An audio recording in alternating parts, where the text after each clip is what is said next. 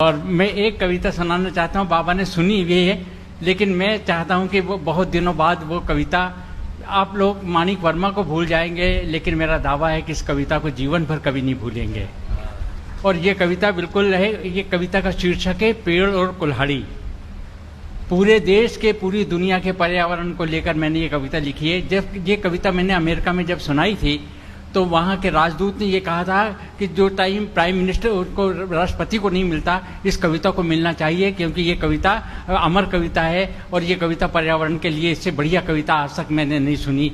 तो वहाँ के भारत के राजदूत ने ये बात कही थी और जो रिकॉर्ड की गई थी, और 11 बजे दिन को लॉस एंजल्स में ये कविता का प्रसारण हुआ था। तो वो कविता मैं आपके चरणों तक, बाबा के चरणों तक पहुँचाना चाहता हूँ और आपका आशीर्वाद चाहता हूँ।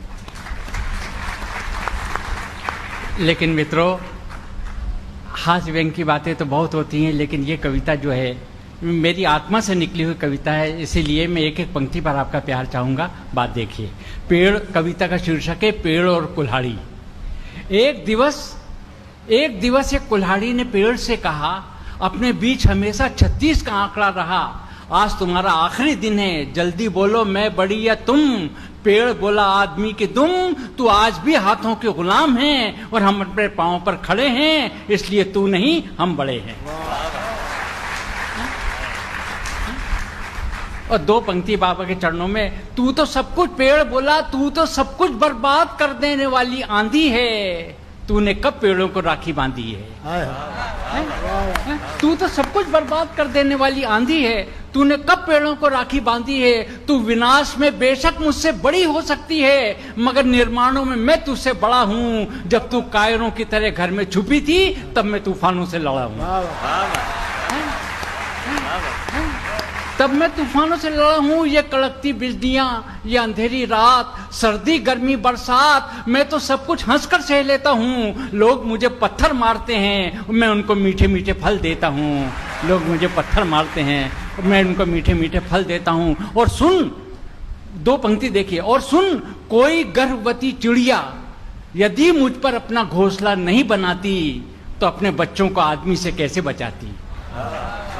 अरे कलमुही, अगर हम पेड़ बन के धरती पे नहीं खिलते, तो खाने को धतूरे भी नहीं मिलते।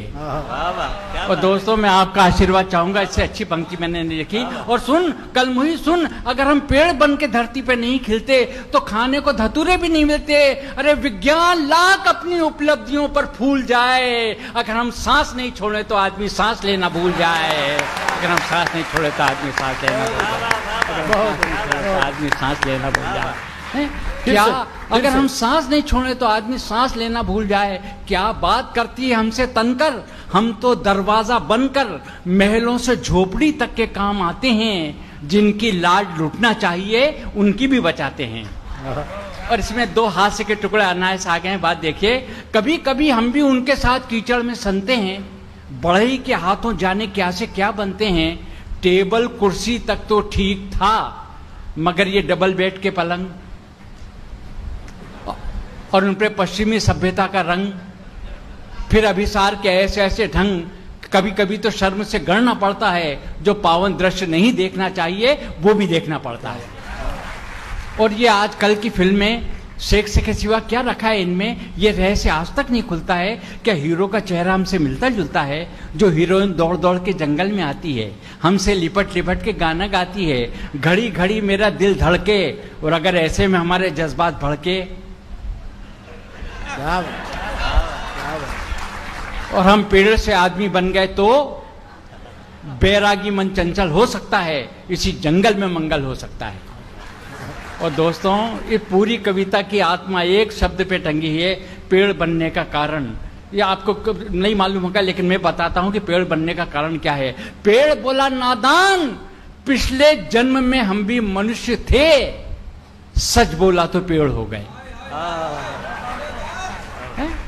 पिछले जन्म में हम भी मनुष्य थे, सच बोला तो पेड़ हो गए। उस दिन हमारी भी छाती फटती है, जब किसी कुल्हाड़ी से पेड़ ही नहीं, बेगुनाहों की गर्दन भी कटती है। बेगुनाहों की गर्दन भी कटती है।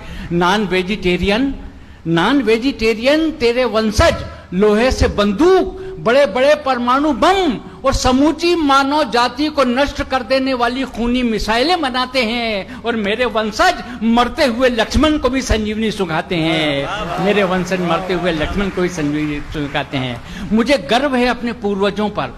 पेड़ बोला, मुझे गर्व है अपने पूर्वजों पर, जिनकी छाया में वेदों ने जन्म लिया। कृष्ण ने गीता का ज्ञान दिया, तुलसीदास राम को पा गए, बुद्ध ने ज्ञान प्राप्त किया और मुझ में समा गए। मेरे पत्ते पत्ते पर भगवान महावीर के ऑटोग्राफ हैं। अब तो स्वीकार कर ले, हम तेरे बाप के भी बाप हैं। हम तेरे बाप के भी बाप हैं। अब तो स्वीकार